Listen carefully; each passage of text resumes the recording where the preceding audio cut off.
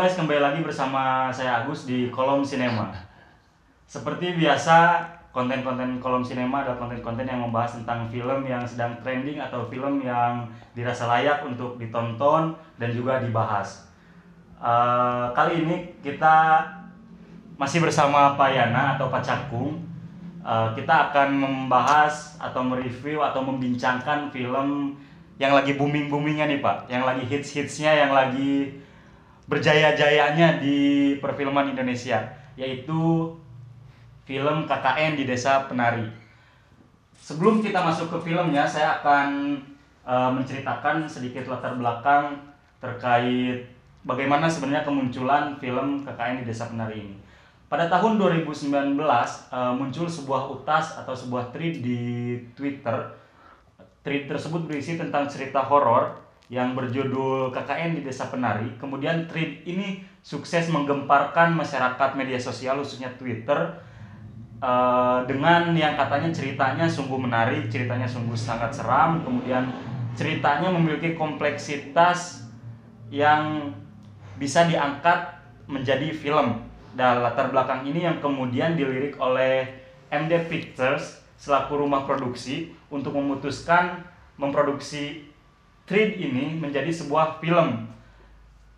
Yang sebetulnya thread ini pun ditulis oleh akun anonim, Pak. Akun anonim yang bernama Simple Man, yang sampai saat ini juga tidak diketahui siapa sebenarnya si Simple Man ini. Kemudian pasca produksi tahun 2019, film ini mengalami penayangan yang dijadwal ulangkan, Pak. Pertama direncanakan akan tayang pada tahun 2020, kemudian pandemi muncul, diundur lagi menjadi 2021, pandemi masih marak, kemudian diundurlah ke tahun 2022. Dan menurut saya Lebaran tahun 2022 adalah gold time-nya si KKN Desa Penari ini muncul dan tayang di seluruh bioskop Indonesia. Seperti itu. Alur dari film ini sama persis dengan alur yang ada di dalam thread-nya, Pak. Bagaimana film bercerita tentang 6 orang mahasiswa yang memilih tempat KKN di sebuah tempat yang bisa dikatakan pelosok di tengah hutan. Kemudian ketika mereka tiba di sana, mereka banyak menemukan hal-hal aneh yang cenderung mistis. Kemudian dari situlah cerita dimulai, pengenalan tokohnya dimulai, kemudian pengenalan masalahnya dimulai juga, dan sampai pada akhirnya diceritakan bahwa bukan musuh ya, makhluk astral yang menjadi atau yang membawa konflik di dalam film ini adalah makhluk yang bernama Badarawi. Badarawi itu adalah sosok makhluk yang katanya adalah siluman ular, kemudian masih memiliki cerita juga dengan Nyi Roro Kidul atau penguasa laut selatan itu yang kita sering dengar. Sampai pada akhirnya si Badarawi ini mendiami si desa tempat anak-anak KKN ini, Pak. Yang jadi menariknya itu film KKN di Desa Penari, kalau menurut saya itu sangat terasa dekat, Pak, dengan sebagian besar penonton yang mungkin berasal dari daerah. Pasti merasakan sesuatu yang terasa dekat dengan kehidupannya sehari-hari. Bagaimana film menceritakan tentang sosok penjaga tubuh kita, ya kalau di kita sering disebut Hodam mungkin. penjaga kita dari orang tua atau pendahulu kita yang menyayangi kita, kemudian energi mereka terus mengikuti kita selama hidup gitu. Kemudian justru film ini kalau menurut saya, sebelum nanti ke Pak Cakung ya Pak ya, kalau menurut saya adalah pertentangan antara lelembut yang menjaga sosok kita dengan lelembut yang ada di suatu tempat itu, Pak. Kalau di sini diceritakan ya lelembut yang ada di desa tempat mahasiswa ini KKN. Nah, sebelum kita lebih jauh, Pak Cakung menemukan apa nih setelah menonton film ini? Ya, sebelum kita ngomongin film ini lebih jauh, kita seruput dulu kopinya. Siap. Mengapa saya mengawali obrolan kita dengan seruput kopi? Karena apa yang saya akan katakan ini sangat erat hubungannya dengan hal-hal kecil seperti kopi dalam film itu. Ya. Kalau Kang Agus tadi mengatakan kalau film ini bercerita tentang pertentangan gitu ya, antara makhluk astral gitu ya. Kalau saya lebih menyoroti bahwa film ini sangat menegaskan tentang bagaimana trik-trik atau siasat-siasat jin dalam menggoda manusia. Gitu. Lanjut Pak. Ya, banyak sekali ya cara yang digunakan oleh si jin-jin ini, si lelembut-lelembut ini dalam menggoda manusia. Ya, salah satunya terbukti dengan bagaimana si jin itu menggoda si tokoh Ayu dan menggoda si tokoh Bima itu. Tapi saya tidak akan menyoroti masalah itu. Saya akan lebih menyoroti pada hal-hal yang kecil yang mungkin luput dari pandangan kita semua kalau kita tidak memiliki keseriusan dalam menonton itu. Yang pertama, kopi. Kopi. Ya. Di Sunda itu ya, kopi memang ada dalam sajen, selalu ada. Gitu. Yaitu kita sudah tahu ya, kalau kopi, kalau di negara lain seperti Uganda, Kuba gitu ya, itu sebagai simbol bagaimana kita melakukan perjanjian, nah, melakukan suatu ikatan, baik itu antar sesama makhluk kasat mata ataupun makhluk yang tidak kasat mata gitu. Nah, ini simbol kopi yang dimunculkan dalam film ini juga begitu ternyata gitu. Jadi si kopi bisa menjadi jembatan antara makhluk-makhluk yang kasat mata dengan makhluk yang kasat mata. Si dukun itu kan ya, benar. ketika dia pertama tahu kalau si Nur itu, tokoh Nur itu ada lelembut yang melindunginya, mengikutinya ya dengan itu awalnya, dengan kopi. Orang lain merasa pahit, dia merasa manis. Nah, itu. Jadi benar-benar film ini berusaha memunculkan filosofi-filosofi kecil-kecil seperti itu. Nah, kemudian ya sajen nih. Nah, sajen itu kalau di Sunda itu susuguh, nyuguh atau sasajen itu adalah suatu media gitu ya untuk menghormati lelembut. Nah, dengan simbol-simbol yang ada dalam sajen itu. Ini akan sangat erat berkaitan dengan nanti alur dan konflik-konflik yang ada dalam cerita nih. Contohnya nih, kalau kita jeli melihat sajen yang pertama muncul itu ada salah satu kaca tuh. Kaca di sajen itu cermin. Nah, tapi kesini-kesininya di setiap sajen yang saya lihat di film itu, kaca itu jadi hilang. Nah, saya mencoba menelusuri dan menghubungkan gitu ya dengan, karena tadi dekat dengan kita ya, memang benar ya. Kaca itu adalah apa ya, simbol yang ada dalam sajen yang fungsinya gitu ya untuk menandakan bahwa kita itu menghormati sesuatu yang memang tak kasat mata. Pun diharapkan gitu si yang tak kasat mata juga menghormati kita. Kesini-kesininya tuh dalam sajen itu jadi hilang. Artinya penghormatan antara kita yang masih hidup lah dengan para lembut itu sudah hilang gitu. Nah, mungkin itu juga menjadi sarana si sutradara atau tim artistiknya menyimbolkan hal itu. Nah, tetapi apa ya? Ada sesuatu yang mengganjal gitu ya. Antara yang saya tahu dengan film ini. Pertama, ini settingnya kan dibawa ke arah modern ya, dengan adanya KKN tuh. Nah, setting waktunya modern, kemudian tapi di sini menggunakan istilah penari nih, KKN di desa penari. Nah, sementara yang saya tahu nih, antara penari dengan ronggeng itu berbeda. Sementara yang muncul baik itu si tokoh siapa? Badara Wuhi, kemudian ada beberapa adegan tarian-tarian itu bukan penari dalam definisi modern saat ini, karena yang saya tahu, mengapa saya tahu karena istri saya penari itu. Dia tidak mau disebut ronggeng gitu. Sementara yang muncul di film itu ronggeng gitu, kalau menurut dia gitu. Dan yang saya tahu juga memang begitu. Perbedaannya ya memang sedikit. Mungkin begini, ronggeng itu penari, tapi tidak setiap penari itu ronggeng. Nah, sementara yang dimunculkan dalam film itu mutlak itu ronggeng. Mengapa saya mengatakan demikian? Boleh direvisi nanti kalau salah, gitu ya, boleh kita obrolkan lagi. Penari itu ada konsep tertentu. Misalnya ini tarian anu. Nah, sementara ronggeng itu tarian-tarian yang digunakan untuk hiburan gitu. Untuk hiburan kalau sekarang gitu ya. Kalau dulu memang ada upacara adat yang menggunakan ronggeng. Nah, kemudian boleh penonton tuh boleh ikut joget itu kan ada. Boleh dikelilingi oleh penonton. Boleh dikelilingi penonton. Kalau penari itu tidak mau seperti itu gitu. Gitu. Kemudian ada istilah selendang. Nah, selendang juga kan itu menjadi salah satu benda yang pemantik konflik tuh, selendang.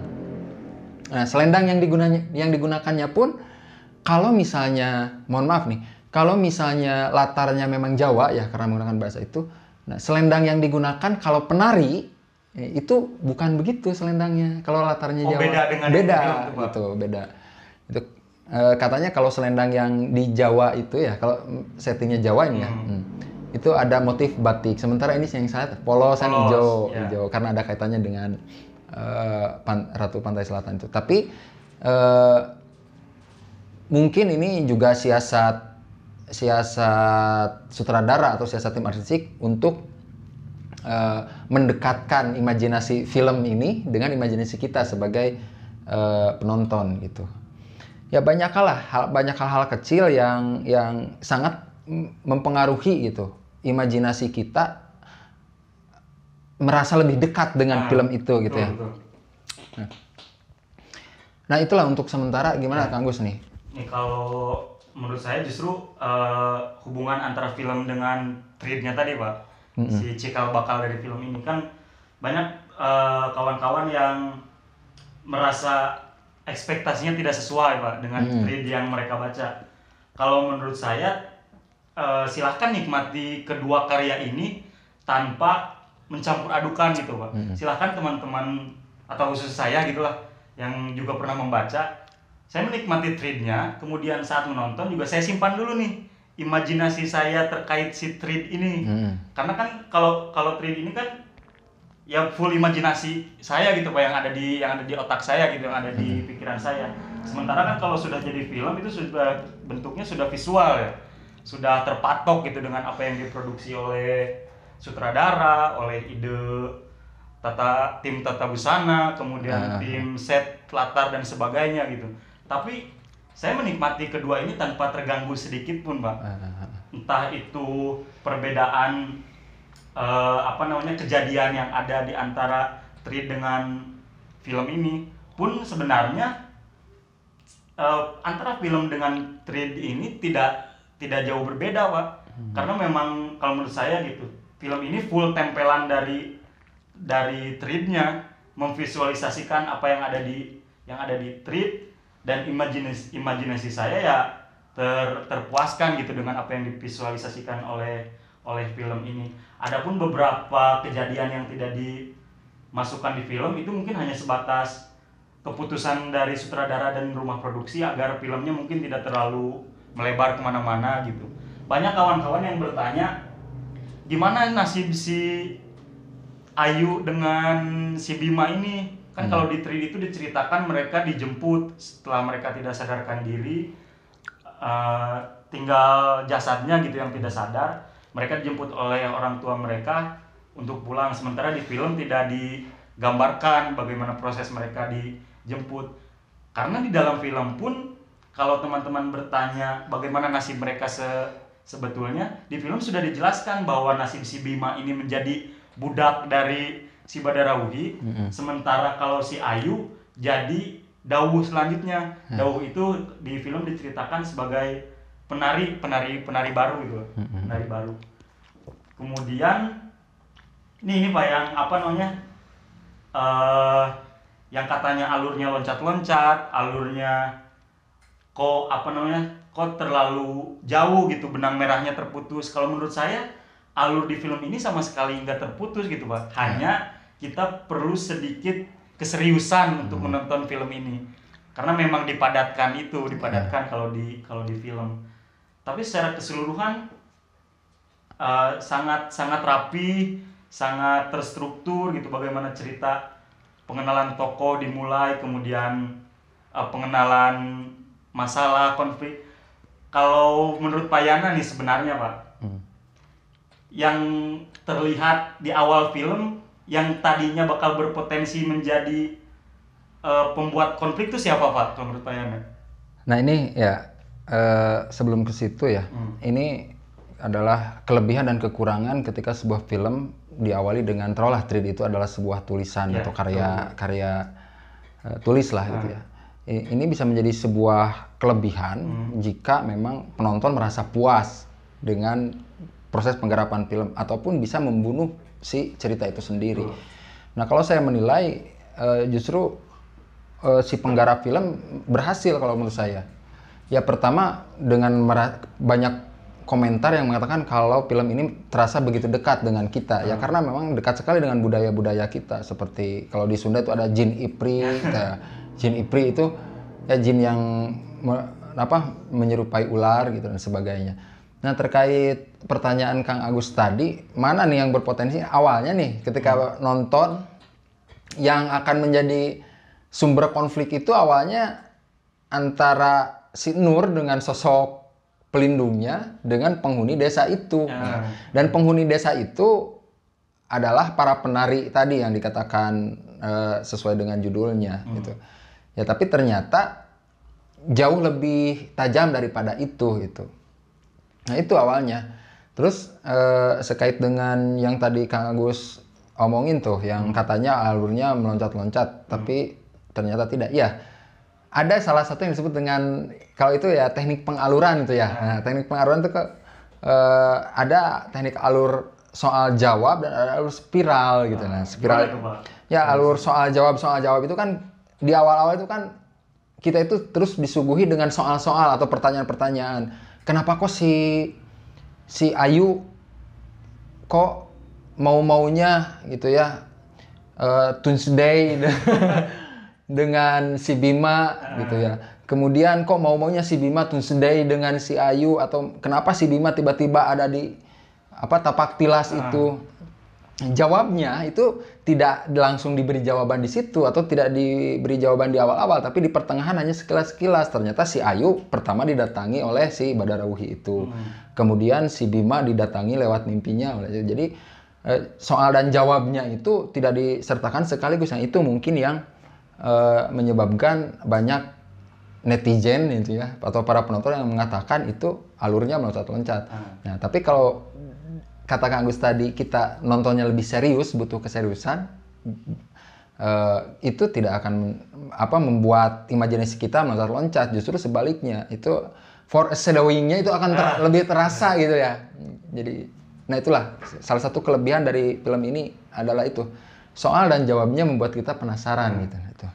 Berarti Pak kalau gitu film ini tuh sebenarnya bercerita murni tentang bahayanya hasutan jin. Nah, kalau saya berpendapat seperti itu.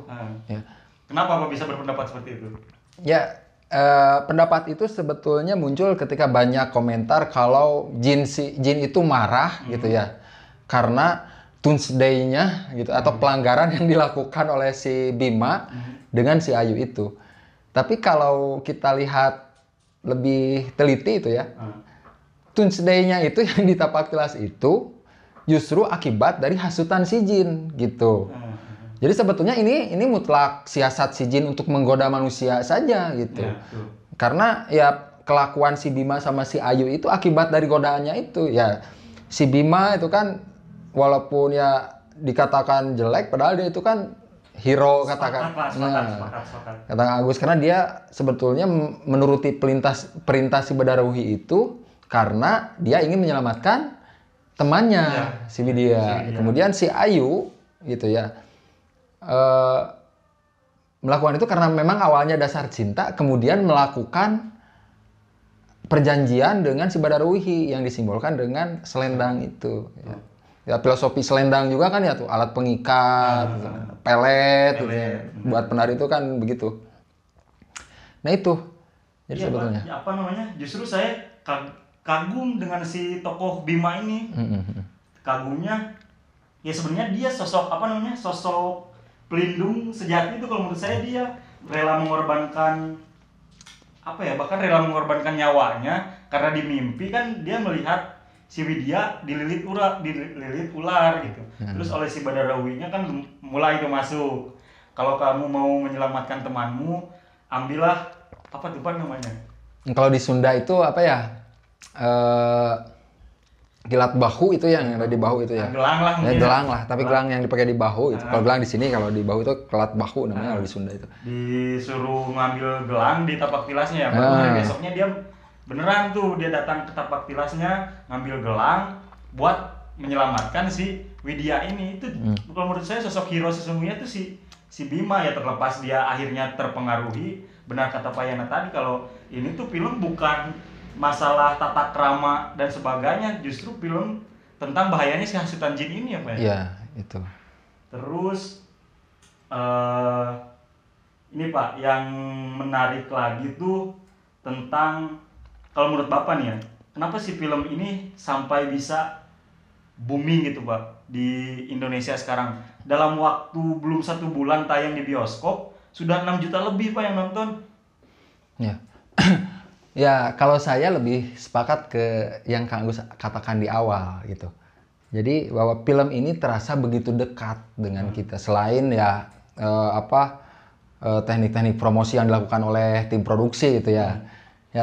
Ya coba saja dilihat kejadian-kejadian ini saya kira masuk ke semua imajinasi kita lah. Iya. Kalau kita ingat pembahasan kita yang kemarin tuh soal multiverse, di sini juga akan ada itu. Kemudian kebudayaan masing-masing daerah itu masuk itu. Masuk kebudayaan itu kan bahasa jelas ya. Kemudian tapi di sisi lain sajen. Kemudian di sisi lain cilok.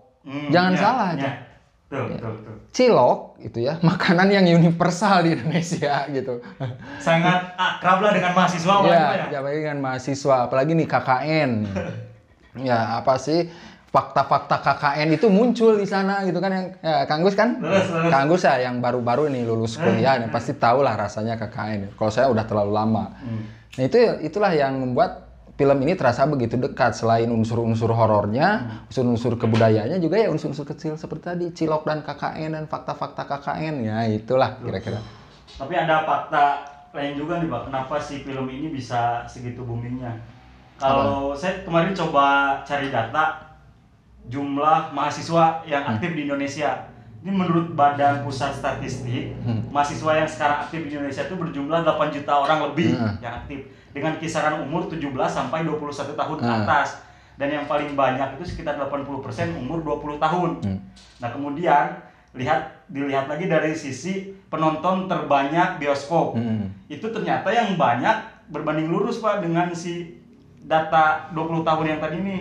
Ternyata penonton terbanyak bioskop itu umur sekitaran 19 sampai 21 tahun. Nah jadi belum lagi KKN kan sangat dekat dengan mahasiswa. Berbicara KKN pasti berbicara mahasiswa. Jadi tidak mengejutkan sih sebenarnya kalau menurut statistik gitu, dengan jumlah mahasiswa yang begitu banyak, kemudian penikmat film bioskop juga sama dengan si jumlah mahasiswa itu, ya tidak heran si film ini bisa sampai 6 juta lebih penonton. Ya benar sekali nih Kang Gus tuh ya. Karena kemudian ya kita tahu ya kalau di Indonesia itu ya senang film atau senang cerita-cerita nih, baik itu di media manapun, itu ada 3 tuh. Nah, yang bercerita tentang seks, bercerita tentang idealisme dan kesenjangan gitu. Nah, ketiga unsur ini ada dalam film itu. Ya, seks itu ya termasuk cinta di dalamnya, kasih sayang, apalagi ini secara eksplisit seksnya dimunculkan gitu. Apalagi kita nonton yang uncut tuh. Segernya. Ya, ini kayak imajinasi sekali gitu ya buat kaula muda terutama ya. Kayak dengan suara-suara desahan-desahan seperti itu, kemudian dengan ada sedikit adegan yang hot gitulah ya. Itu memang sangat menarik minat lah istilahnya. Kemudian unsur kesenjangan tuh, kesenjangan kan ketika kesenjangan itu keinginan dan kenyataan tidak sesuai gitu. Itu kan keinginan cinta si ini bogoh kasih iya gitu ya, cinta antara si Bima bogoh kasih Widya tapi tidak kesampaian. Kemudian cinta si Ayu terhadap si Bima tidak kesampaian. Akhirnya dengan menghalalkan segala cara. Yang terakhir terutama masalah idealisme atau masalah kepercayaan. Ya, jelas di sini kental sekali ya. Idealisme mahasiswa juga ditonjolkan Pak, ditonjolkan di sini, gitu. Oleh si karakter si siapa tuh namanya? Kan laki-laki itu ada Bima ya Pak ya? Ya. Ada Anton, satu lagi Wahyu ya. Ya. Yang celetak-celetuk tuh si Wahyu. Ya. Nah, itu kalau menurut saya sisi idealisme mahasiswa itu sangat ditonjolkan oleh karakter Wahyu dan si Ayu ini. Ya. Bagaimana ketika mereka baru datang ke desa, kemudian kepala desa ini memberi satu masalah yang katanya sumurnya kering. Kemudian si Ayu langsung menyatakan, saya siap untuk menyelesaikan masalah ini, saya siap untuk membantu masyarakat, dan saya siap menghadirkan solusi katanya. Itu kan lah mahasiswa banget gitu Pak, merasa mampu melakukan segala hal gitu. Padahal yang mereka hadapi ini bukan hanya semata-mata masalah air, tapi lebih dari itu masalah makhluk halus gitu Pak, yang tidak bisa mereka selesaikan. Nah kemudian ya satu lagi tuh yang agak lucu tuh, ya celetukan entah itu si Anton atau si siapa yang celetuk teh? Wahyu. Nah si Wahyu katanya, kalau kita tidak menyelesaikan KKN ini, kita terancam tidak lulus gitu. Jadi itu momok gitu yang sangat menakutkan bagi mahasiswa itu ya. Tidak lulus itu. Ya gara-gara itu kan dalam suasana serius tuh. Ada ancaman, ada ketakutan, tapi tidak lulus itu lebih menakutkan daripada sosok horor-horor yang ada di situ kan, itu bagi ancaman itu ancaman hidup dan mati ya Pak, diancam oleh makhluk halus, tetapi ancaman tidak lulus ini lebih menakutkan. Lebih menakutkan ya. Mantap. Terus ada satu scene Pak yang menurut saya apa ya, ikonik lah. Ketika si sosok Badarawi ini mendatangi si Nur yang di dapur tuh Pak. Iya. Kemudian si Badarawinya berkata, saya bisa saja katanya mencelakaimu dengan mudah, tapi saya menghormati sosok yang ada di belakangmu. Iya. Ternyata sosok yang ada di belakang itu kan si Karuhun si Nur itu. Nah, kalau menurut saya scene itu tuh ikonik banget gitu Pak. Pertemuan antara dua sosok makhluk astral gitu yang membela kepentingannya masing-masing. Mantap. Ya sisi lain juga ya mengapa saya juga mengatakan kalau scene itu ikonik ya, bagus ya.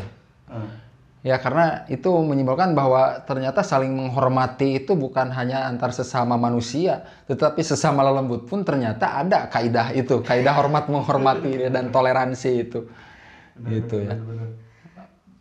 Itu ternyata apa namanya? Ya tata krama, sopan santun, adab itu tidak hanya berlaku sesama manusia. Gitu. Ternyata di dunia astral pun itu berlaku ya Pak ya. Terus saya suka nih Pak, entah ini kecerdikan dari sang sutradara, pembagian konflik untuk ketiga karakter perempuan ini antara Ayu, kemudian Widya sama Nur. Ini kalau menurut saya sangat rata, sangat pas gitu dengan konfliknya masing-masing. Hanya saja mungkin kalau berbicara kekurangan film ini ada di karakter Anton yang menurut saya punya potensi lebih untuk bisa berpengaruh gitu di film ini. Kan kalau si Wahyu berpengaruhnya entah dengan celetak-celetuknya mencairkan suasana lah dari ketegangan. Nah karakter Anton ini yang seolah dimatikan gitu oleh antara ada dan tiada gitu ya. Tidak punya pengaruh besar selain membawa Nur ke kolong kasur tuh, kemudian memperlihatkan sesajen yang digunakan oleh si Bima. Hanya itu perannya Pak. Sayang kalau menurut saya, tapi selebihnya apa ya, film ini punya sesuatu yang baru yang ditawarkan untuk perfilman horor Indonesia. Karena menurut saya kalau film horor Indonesia tidak lagi berbicara tentang jump scare, maka itu sebuah kemajuan. Berarti ada sesuatu baru nih yang ditawarkan oleh film horor. Dan ternyata Pak, nggak hanya film KKN di Desa Penari ini, juga film horor yang sekarang lagi up tuh. Ada juga film Kuntilanak 3 yang mengusung konsep baru juga. Konsepnya lebih ke fantasi horor.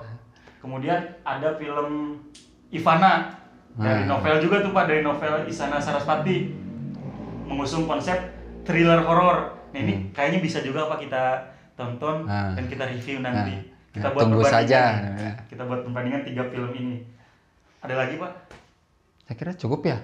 Apalagi ya, ngomongin apa ya? Cukup lah kira-kira. Cukup ya. Selebihnya seperti biasa serahkan kepada kawan-kawan kolom sinema, para pasukan Pain Akatsuki untuk menonton dan memberi tanggapan nih nanti di kolom komentar kita. Sekian itu mungkin Pak ya, yang bisa kita obrolkan, yang bisa kita bincangkan lah terkait film KKN Desa Penari. Selamat untuk tim KKN Desa Penari karena filmnya laris manis di pasaran, luar biasa. Jadi nggak tanggung-tanggung loh Pak, jadi film terlaris panjang sejarah Indonesia dengan pencapaian 6 juta lebih sekarang penontonnya. Semoga perfilman Indonesia semakin up lagi setelah 2 tahun dilanda oleh pandemi. Dan juga untuk teman-teman jangan lupa terus tonton konten-konten kolom sinema yang ada di Langka Pustaka TV. Jangan lupa like, komen, dan subscribe. Sampai bertemu di pembahasan film selanjutnya. Terima kasih.